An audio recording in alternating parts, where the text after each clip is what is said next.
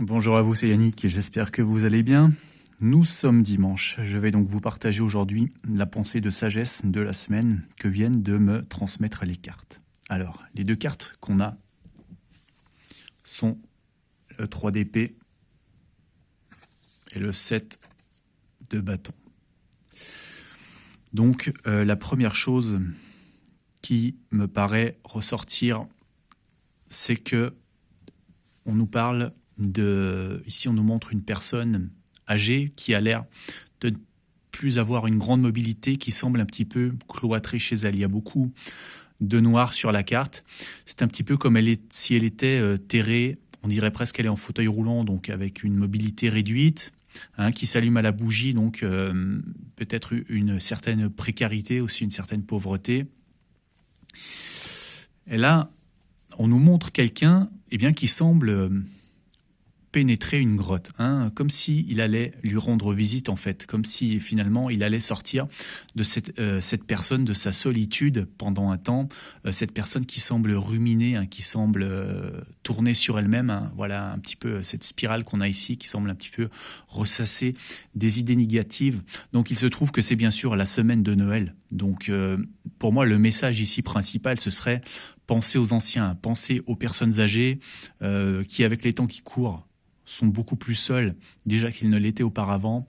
Donc voilà, ayez des attentions pour eux, ayez des pensées, ayez des visites chez eux en fait pour les montrer que vous pensez à eux, les sortir un petit peu de ce cycle négatif, de ce cycle obscur dans lequel peut-être ils macèrent depuis maintenant des mois et des mois. C'est sûrement pas évident pour eux. Donc voilà, pour moi, le premier message que je lis ici, c'est ça. Ensuite, donc encore une fois, sur cette carte, ce qu'on lit, c'est de la médisance, c'est de la méchanceté, parce que cette femme, vous voyez qu'elle fait du vaudou, elle pique des aiguilles sur quelqu'un sur lequel elle a l'air de focaliser sa haine, voilà, de concentrer toute sa rancœur, sa tristesse.